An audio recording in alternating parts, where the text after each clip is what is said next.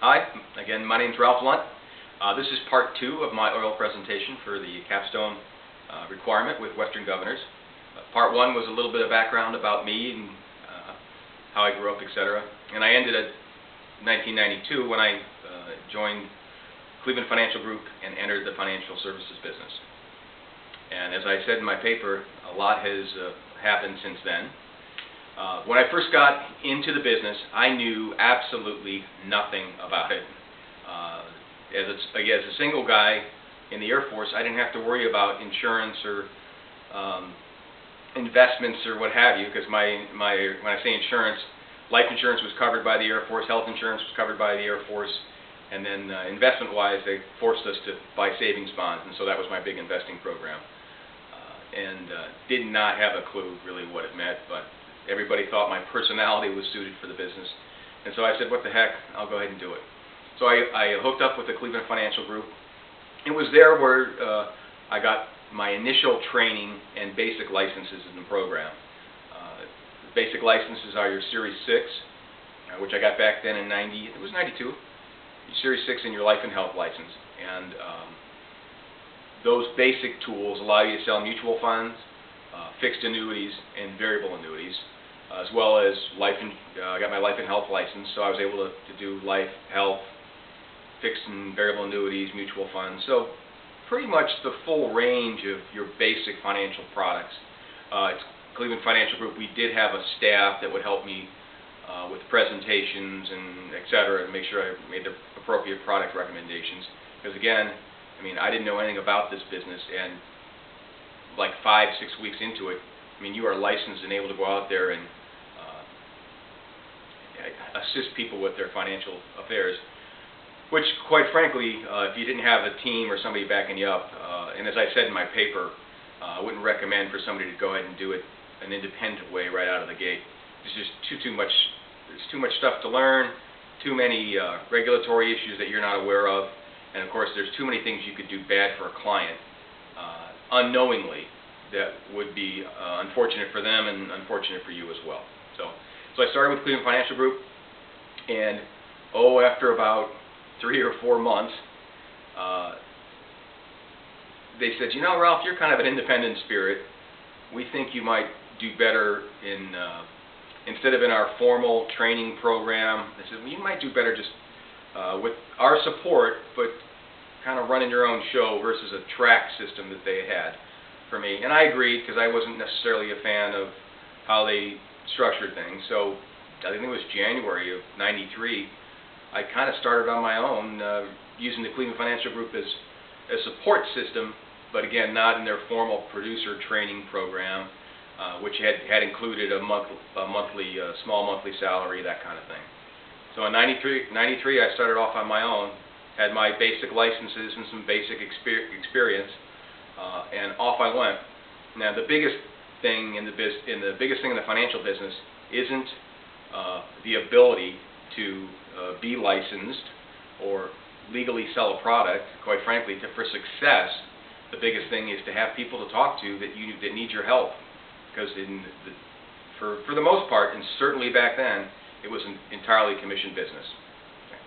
So I was able to do what pretty much anybody in the business could do at a very early part, but I lacked experience and I lacked clients. So part of what I did then, of course, was lots of networking to try to meet new people. I had moved back to Cleveland. So meeting people, getting out there and talking to folks and trying to find those folks that needed my help was what I did for the next couple years. And then I realized to really start moving forward as I met people that might need my help, I did not have my general securities license, your Series 7. And I realized that was a big limiting factor. That's the one that allows you to do stocks and bonds. And if anybody would ever ask me, I would have to bring somebody else in to help out with that. And quite frankly, a lot of times people were hesitant to all of a sudden say, you're bringing somebody else in who I don't know? I thought I was going to do it with you, Ralph. And so I says, you know what, I quit screwing around here. Went out and got the Series 7. That's pretty difficult license to get. It's a 6-hour test about stocks and futures and margins, etc. It's pretty good stuff. Once I got that, then I was fully qualified then to work in the financial services business. Stocks, bonds, mutual funds, insurance, annuities, you name it. So then what I really needed was more experience, and I soon found out credentialing. Probably was in the business about 3 or 4 years, and a good buddy of mine gave me a call one day out of the blue. He says, "Hey, Ralph, I'm sitting here with Steve. I got a question for you." I said, "Shoot." He goes, "Are you a certified financial planner?" And I said, "No, I'm not, but I'm licensed to do everything." He goes, "Oh, that's okay. Steve's company just got bought out. He's got $1.5 million, and his brother says doesn't really care who he works with as long as he's a certified financial planner."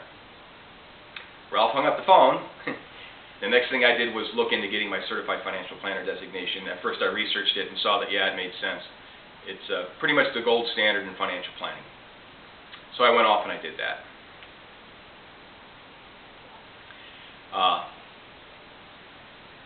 After looking into what it took to get the CFP degree, which are individual modules of coursework that you take the coursework, pass the test, move on to the next one, etc. And after you take all 6, which takes a while, I think I did it on my own. I paid for it myself. I studied at night while I tried to manage the business during the day. Oh, and by the way, I was in the reserves and National Guard during the time, which also took a significant amount of time. And finally sat down for the CFP exam. I think it was 1997.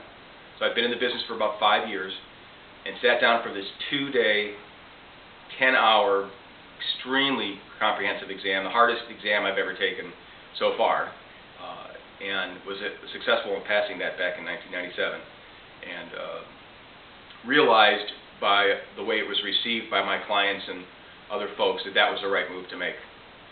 So from 97 on, continued to manage my own practice, sometimes with little informal partnerships out there, and offices moved and some of these things, but eventually settled in to be pretty much on my own. Did do one thing though. I put myself in a position when I did decide to go on my own with informal partnerships versus a formal partnership arrangement where I share an office with somebody and we share different expenses and maybe share different clients, etc.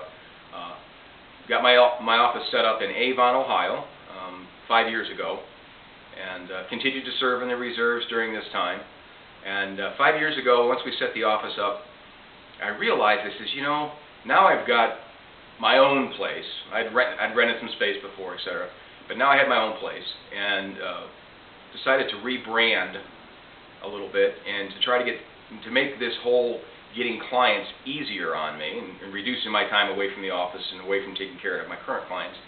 And we remarketed ourselves as the Retirement People, and we have a website, theretirementpeople.com. That I think if you have a chance to check it out, I think it'd be kind of interesting. Credit my wife for the design of the stick people and such like that. It's kind of fun. Retirementpeople.com on the web. And so the last 5 years I've been working on building that brand, building the office, and basically touting my abilities and my credentials. Additional things that I've done in there to help expand and become an expert or a known expert and trusted financial partner, advisor, is I do write a column in the Air Force Reserve magazine. I've been doing that for about the last 5-6 years. A regular, every 2 months the magazine comes out, so I have a regular column that I write there. I also do something that's kind of a labor of love for me. I do financial training seminars for troops that are deploying over to Iraq, or overseas now, I guess, as part of the Yellow Ribbon program.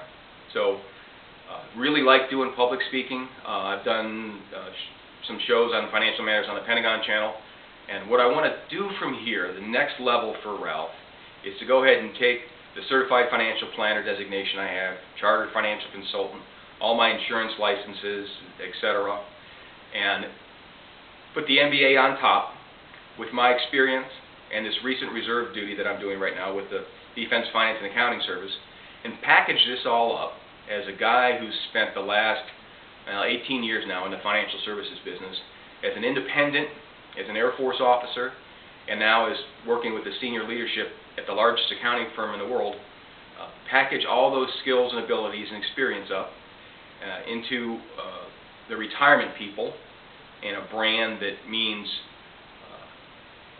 trustworthiness, competency.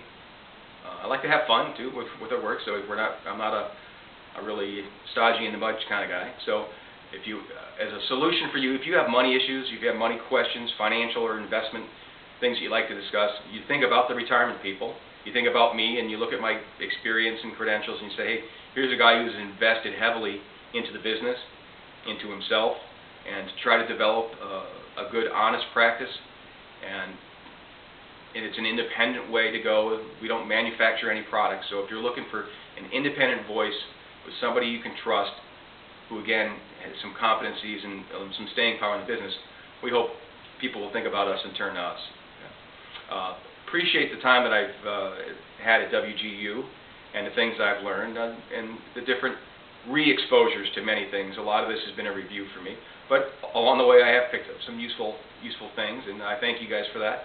And hopefully I'll look forward to you guys saying, hey, that's Ralph Lunt, that was one of our MBA students back in 2010, and you're saying that when you see me on the, I don't know, cover of a magazine or something someday. Thanks a lot. Have a good day.